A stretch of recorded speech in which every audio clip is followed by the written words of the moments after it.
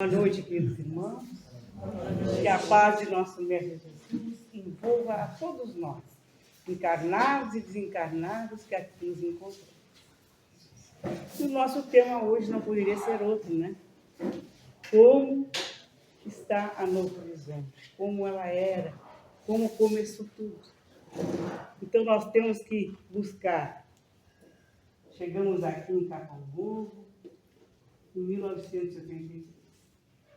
Então, há 41 anos estamos aqui. Sonhávamos em construir uma sede e encontramos na nossa rua, na rua Boca de Leão, aqui em Capão Novo, 3 vizinhos espíritas. E um deles nos ofereceu a garagem para continuarmos estudando a doutrina com aqueles outros 2 que moravam aqui também. E o grupo foi se fortalecendo. E o sonho continuou, de termos uma sede. De repente, a nossa vizinha da esquina era a subprefeita da nossa Capão Novo, a dona Marlene Strasburgo. Falando com os empresários daqui de Capão Novo, do grupo Capão Novo, o seu Wagner, o seu D'Amico, 2 engenheiros, eles ofereceram, então, a condição de nós termos um terreno. E nós precisávamos, então, já que estava mais ou menos certo, que nós íamos ganhar um terreno, construir. E pedimos a oportunidade deles nos darem no verão a chance de fazermos um jantar lá no grupo Capão Novo, no clube, lá na beira da praia. E eles nos deram o espaço. E foram até lá, foram convidados também, foram até lá. Quando eles viram todo aquele salão lotado de vedanistas, espíritas, ele chamou a dona Marlene, nossa subprefeita, e disse assim: não vou dar um terreno só, serão 2, porque o grupo é muito grande. E o projeto da Praia Capão Novo estava começando.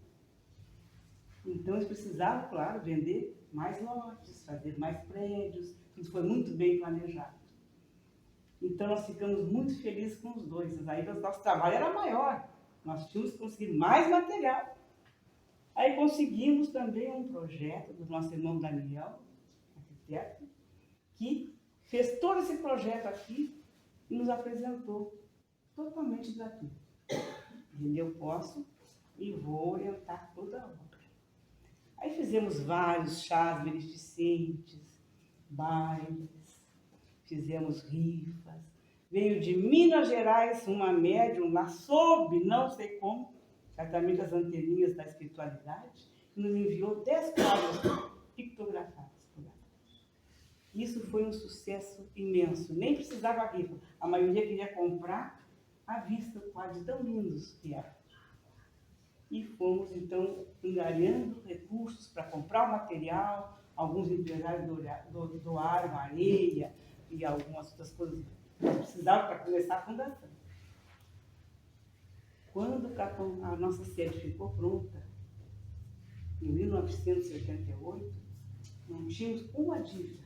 Porque durante todo esse tempo fizemos muitos chás, vendemos livros.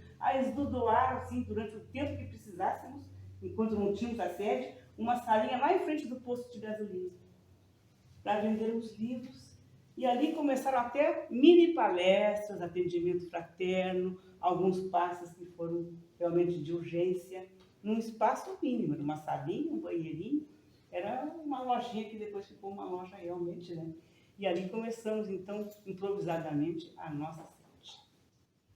E quando aqui fundamos a nossa casa no dia 8 de outubro de 1978, aqui mesmo tempo da nossa Constituição no Brasil, né? Foi na mesma época, vocês não podem imaginar a nossa alegria, a nossa felicidade de estarmos aqui todos. E todos os verões nós tínhamos assim um acréscimo de trabalhadores que vinham de outras casas contribuir, somar forças conosco. A Quilete e o Ivan já vinham aqui, né? Então devem lembrar-se bem dessa época. E muitos grupos de estudo, aqueles que estavam lá na garagem de um vizinho, vieram todos para cá. E por aqui passaram muitos irmãos. Alguns que não estão mais conosco, mas que nós vamos pedir nesse instante uma salva de palmas na medida que eu falar todos os nomes que eu lembro. Vocês lembram, talvez, a maioria lembra, o seu Meri fazendo palestra. O seu Sadim, que foi um fundador também. O seu Neto foi também presidente, seu Joaquim, todos os trabalhadores da casa. E as pessoas mais inesquecíveis que muito contribuíram quando aqui chegaram. A nossa Terezinha, a nossa Claudinha, a nossa Regina Miro, que reformulou toda a nossa biblioteca. E também a nossa irmã Cresci, muito trabalhou conosco aqui e vinha sempre para cá. Acho que eu não esqueci Esther. Aí, nossa querida Esther Médio.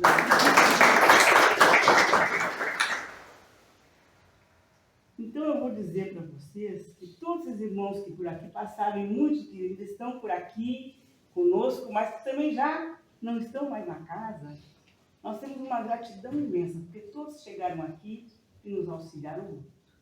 Contribuíram muito, somaram forças, mas cada um tem os seus pensamentos, cada um toma as suas decisões e faz as suas escolhas. Nós temos que respeitar, embora sintamos uma falta imensa dessa turma toda que estava aqui conosco.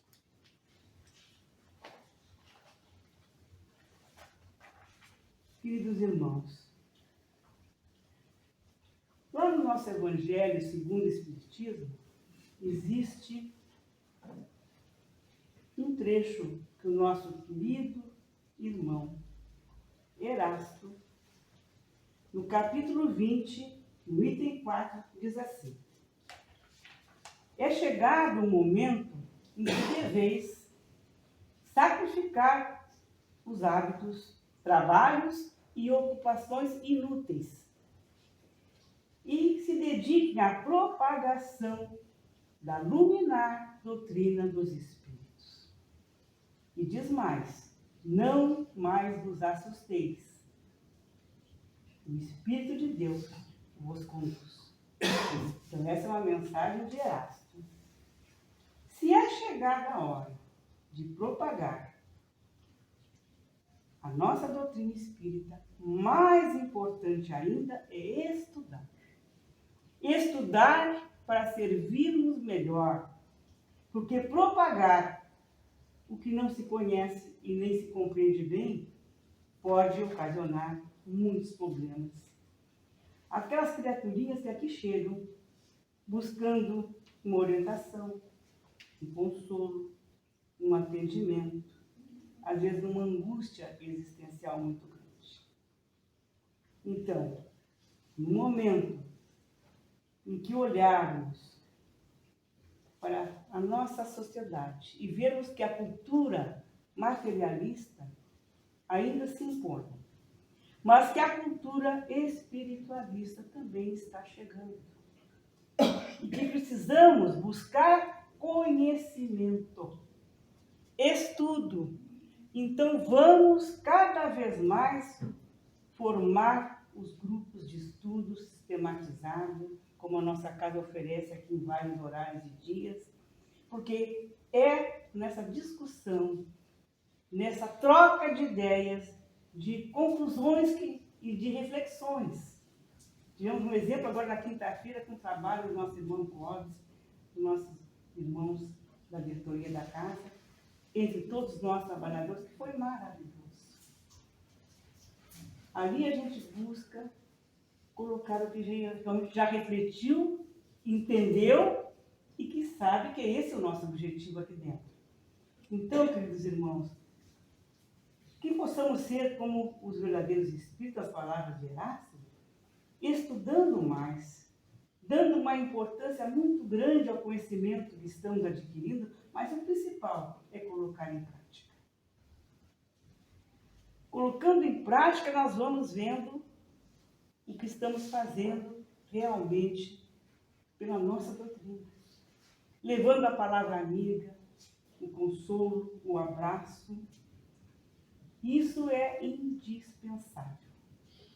Acolher, receber, seja qual for a queixa, sem julgamentos, sem críticas, porque todos nós somos diferentes, somos individualidades, alguns com muito mais bagagem do que nós. Existem criancinhas que estão nos ensinando, dando aula, nossos filhos, netos e bisnetos, nos dando aulas, porque são muito mais evoluídos, compreendem muito mais a vida, não se prendem mais à fachada, àquilo que parece, mas não é. São muito autênticos. Eu tenho muita fé nos jovens, nessas criaturas que estão por aqui, porque seja o que for, eles dizem o que pensam. Não importa se vai doer, mas são autênticos. Uma das mensagens mais lindas que a nossa doutrina nos traz é sobre o perdão. Porque o perdão liberta. Tanto aquele que perdoa, muito mais, né? Mas aquele que é perdoado, ele fica aliviado. A Casa de Misericórdia, em Porto Alegre, ela fez um seminário sobre o perdão e a ciência, sobre a espiritualidade. E eles veem que aquele paciente que lá está, sofrendo muito, aguardando uma visita que não chega,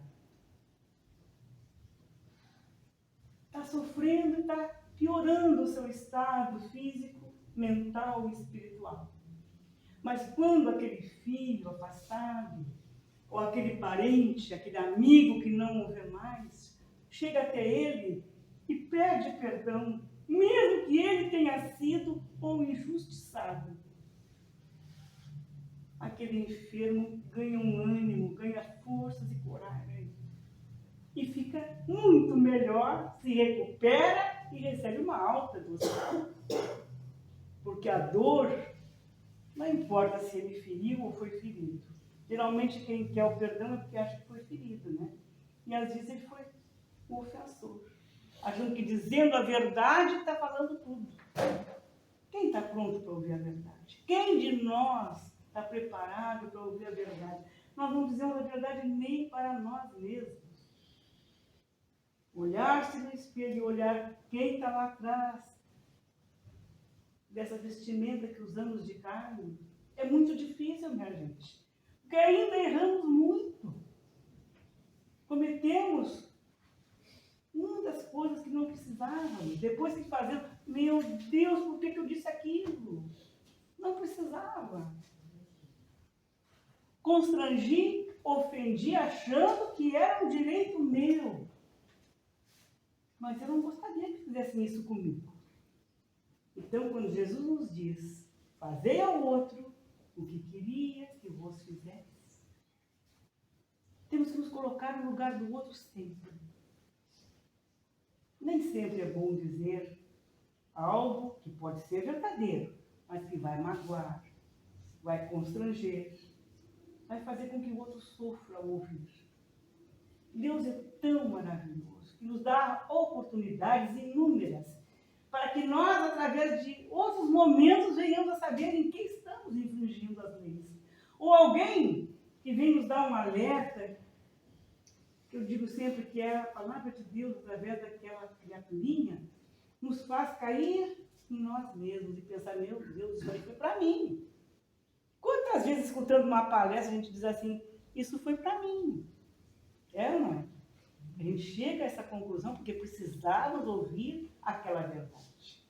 Ele está falando aquele palestrante de forma generalizada, mas às vezes cai bem para nós. E lá no nosso lar, estamos sendo verdadeiros espíritas? Compreendendo sempre? Buscando sempre o entendimento? Compreendendo que aquele filho que nós sonhamos tanto que ele fosse isso, aquilo, não quer. Ele quer outra coisa. E temos que respeitar a sua escolha. Como nós, na nossa época, de adolescentes, jovens, não gostávamos de ouvir o que o pai dizia. Eu tenho que ser médico, eu tenho que ser advogado, eu tenho que seguir a minha carreira. Eu tenho um amigo lá em Estrela, que ele fez medicina. Não queria, mas fez. O pai e a mãe eram intransigentes. Pagaram toda a faculdade dele. E ele mandou, então, elaborar um quadro, o diploma. Deu para o pai e a mãe, até colocou na parede da sala deles. Está aqui. O que vocês queriam está aqui. Me formei. Ai, meu filho, agora vamos procurar fazer o teu consultório. Não. O que vocês me pediram é que eu fizesse medicina. Que eu tivesse um DR na frente do nome. Eu tenho. Fui até o final, fiz tudo direitinho. Mas não é isso que eu quero para a minha vida. Eu quero ser o que eu sempre quis, mecânico de automóvel. E ele tem a melhor oficina lá no interior de Estrela, que é na Barra. Agora não deve ser mais esse nome. Ele tem uma oficina maravilhosa. Trata seus funcionários com todo o respeito, com todo o carinho, com que ele não foi tratado. Porque os pais não deixavam ele nem discutir. É assim que tem que ser como nós queremos. Levaram uma lição aqueles pais. Choraram muito. Eu os conheci. Mesmo assim, pouco aprenderam, porque quando o neto nasceu, tu vai ser médico, teu pai não quis, mas tu vai ser. Eu ouvi ela dizendo isso. Quer dizer, nem sempre a gente aprende as lições, né? Nem sempre. Mas quem sabe um dia, né? Tá pelo bisneto. Então, queridos irmãos, muitas vezes esperamos demais, tempo demais, para dizer aquelas palavras de perdão que devem ser ditas, para pôr de lado os rancores que devem ser expulsos, para expressar gratidão, para dar ânimo e para oferecer consolo. É muito importante. E esperamos demais também para ser pais de nossos filhos, pais e amigos. É muito importante. Que eles possam nos contar tudo o que está acontecendo. Trocar conosco as suas experiências. E isso tudo nós aprendemos dentro da nossa doutrina espírita. Tem um capítulo só dos pais. Diz mais que quando os pais hão feito tudo o que teriam que fazer pelos seus filhos, e mesmo assim eles não quiseram aceitar. Eles não têm nada de que se ocuparem. Porque nós temos também que respeitá-los. Se quiserem ir por um caminho mais difícil, cheio de percalço, sofrimento, é um direito que eles têm. Vão sofrer. Mas que saibam que na hora que quiserem voltar, as portas estarão abertas e os nossos braços também. Isso é família. Isso está lá na nossa doutrina. Fraternidade. É a verdadeira caridade. Nós aqui todos somos irmãos. Porque o nosso Pai, que nos criou, é um só.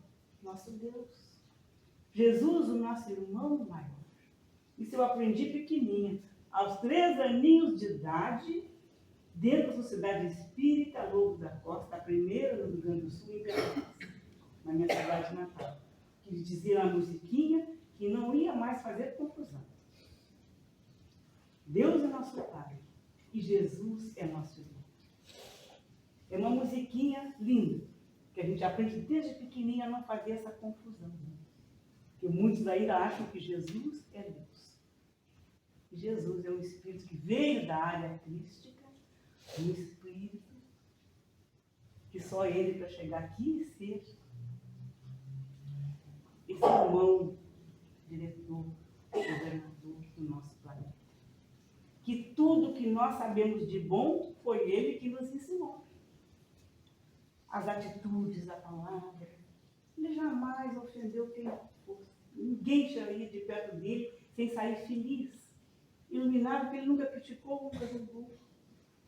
E quando aquela irmã que estava sendo apedrejada pediu a ele, aliás, ela estava ali sofrendo, machucada, Jesus chegou e disse para eles: aquele que tiver sem pecado, atire a primeira pedra. Todos pararam na mesma hora. Por quê? Porque nós todos somos praticamente iguais. A diferença está nos erros que cometemos. Uns já não cometem mais, outros cometem outros absurdos, mas que nós temos que relevar, compreender. Mesmo aquele irmão, o maior criminoso, tem alguém que ele ama, que pode ser a sua mãe, a sua avó, quem o criou. É nosso irmão também. Nós precisamos orar por todos que estão dentro de um presídio. Então, isso tudo nós aprendemos aqui dentro da casa espírita. A nossa casa espírita nos traz sempre essas condições de refletir e de buscar. Quando o nosso irmão Bezerra de Menezes chegou no plano espiritual, quem não o conhece, né? A filha veio atendê-lo. Imagine, a própria filha que já estava desencarnada veio chegar até aquele espírito do pai e disse: Bezerra, acorde. Ele estava dormindo. Ele abriu os olhos e viu aquela bela e radiosa figura de sua filha. Minha filha, você, Celina? Sou, papai. Mas agora eu sou sua irmã. A mãe de Jesus pediu-me que lhe dissesse que você já se encontra na vida maior. Desperte e desperte feliz. Você já está atravessando a porta da imortalidade. Chegavam então familiares, companheiros das vidas das casas espíritas que vinham saudá-lo. E ele ouvia aquele murmúrio muito forte que vinha de fora daquele lugar onde ele estava. Então Celina disse: venha ver papai. E ajudou-o a erguer-se do leito. Amparou-o até uma sacada. E aí ele viu uma multidão que acenava com ternura e lágrimas nos olhos. Quem são? Bezerra perguntou para a filha: quem são? E ela disse: são aqueles a quem você consolou, sem nunca perguntar o nome. São aqueles espíritos atormentados que chegaram na sessão mediúnica e a sua palavra caiu sobre eles como um bálsamo de luz, naquela ferida inchada viva. São aqueles esquecidos da terra, os desgraçados do mundo, e quem você estimulou, a quem você estimulou e guiou pelo caminho do bem, da eternidade. São eles que o vêm saudar nos pórticos da eternidade, papai. E aí Bezerra concluiu: a felicidade sem limites existe, como decorrência de todo o bem que fazemos, das lágrimas que enxugamos, das palavras que semeamos no caminho para tapetar a senda que um dia percorreremos, todos nós. E essa, minha gente, é a nossa meta, é o nosso objetivo. Levaremos muito mais tempo que Bezerra, sem dúvida. Ainda estamos engatinhando nessa caminhada do bem, do amor e da caridade. Mas há de chegar o dia em que todos nós vamos dizer as mesmas coisas, em que haverá pessoas que vão dizer: meu Deus, vamos lá receber essa criaturinha que tanto bem fez para nós. São aqueles agradecimentos que não nos deixam orgulhosos, nos deixam apenas, como disse Bezerra, a felicidade sem limites existe. Porque todo bem que se faz e todo mal também tem retorno. É a lei de ação e reação. Se faz o bem, se colhe o bem. Não adianta querer colher uma rosa onde só plantamos espinhos. A beleza do gesto, a beleza da intenção, a beleza que o amor nos dá, todos nós sabemos. É olhar sem destacar ninguém, em primeiro lugar. Olhar a todos da mesma forma. Ninguém é melhor, ninguém é pior. Somos todos iguais no caminho da perfeição. E que Deus nos oportunize muitas ocasiões em que possamos refletir antes de dizer a palavra que não devemos, antes de fazer algo que sabemos que está errado, e procurarmos caminhar o melhor possível nessa senda de luz e de paz. E nesse momento, queridos irmãos, que estamos encerrando a nossa conversa com vocês, que nos dá tanta alegria, vamos elevar o pensamento a esse Pai de amor. Respirando profundamente. Vamos mentalizar Jesus, nosso Mestre, nosso maior amigo, nosso médico em muitas ocasiões.